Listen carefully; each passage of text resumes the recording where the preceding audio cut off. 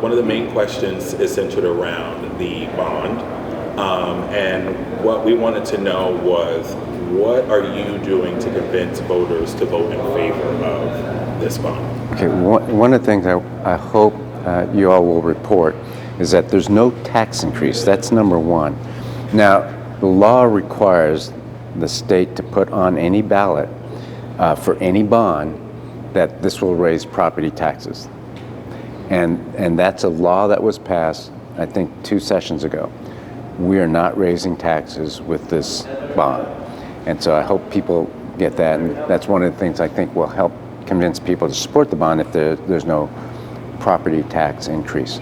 The second thing is I can't advocate for the bond, so I actually can't try to convince people. I just can give facts.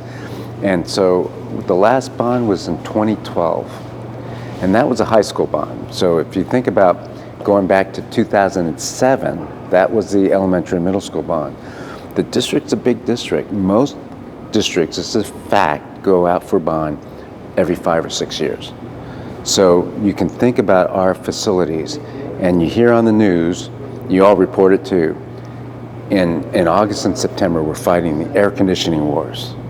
We're gonna have heating problems in February, and then we're gonna have air conditioning problems again in May and June. And so we have a lot of failing systems.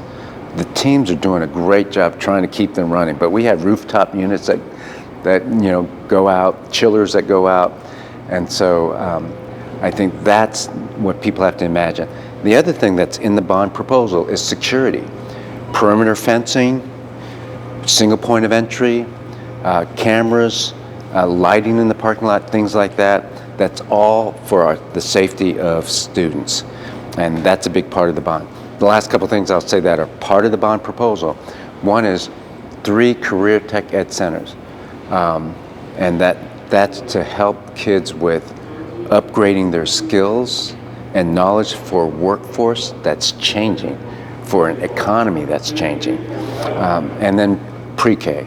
Pre-K is trying to expand the number of pre-K seats in the pre-K classrooms. And I think that that is the main part of the bond.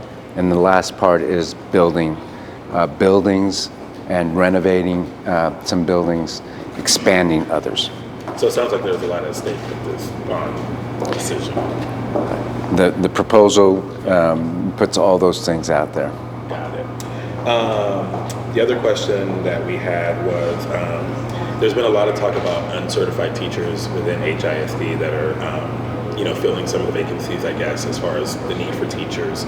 How can you assure parents that their students are getting a quality education with teachers that are uncertified teaching in their classrooms? So it's not just about certification. We have everybody who doesn't have a certification is working towards certification. But most superintendents, most principals know what really matters is how well you train them, how well you hire. So if you put them through a performance interview to see if they have some of the skills needed to teach, and then you're in the classroom coaching on the job and assessing their effectiveness, and at the end of the day, measuring their effectiveness, that's what really matters. That's what we did last year, and that's why we got such an increase in scores and student achievement. So 11,000 teachers, 1,000 of whom were working towards certification, got the highest increase in academic achievement that the district has ever seen. Why? Because we took those the teachers moving towards certification, we helped them get trained up right away. We provided the resources and the support for them to be effective teachers. And that's what we're going to do this year too. Gotcha. Obviously there have been some recent incidents when it comes to safety on campus. We've had a stabbing, bomb threats, what have you. I know there have been questions, excuse me, from parents that have said, well, why can't the schools put in metal detectors? Why aren't there any sort of parameters in place to keep these things from happening? What do you say to those parents who ask these valid questions? They are valid questions. Security is a multi-layer approach. You can't just have one thing. So we have armed officers in our middle school and high school. We added 80 armed security guards in our elementary schools, and we're going to add even more. We have more patrol cars. We're trying to get single point of entry so that that's the most effective way to keep intruders out and things like that. So there's a multi-layer approach. Weapons detection might give another layer, so we're actually looking into that. But you probably know it's a controversial topic, these weapons detection systems, metal detectors, the old way of doing it. Wanding students as they come. Yeah, and we do have wands on occasion. We do wand kids, and so it's important to understand the larger framework, and also to kind of listen. We got to take it to the board. We got to listen to the community. We got to really think about the pros and cons, because there's a lot of people who think that's not a good thing for schools. So we'll look at that closely. And if it warrants, we'll put in weapon detection systems. And so you said that's something that you guys are actively discussing and looking into? That's correct. And we have for a while. Okay. And then lastly from me, obviously there was some controversy surrounding the Ram ban and playing at the Sugar Bowl in New Orleans. There were questions and concerns about it being not safe to go to New Orleans. I want to know where things stand with the Ram ban actually going to New Orleans, and then we know that you had some discussions with Mayor Whitmire.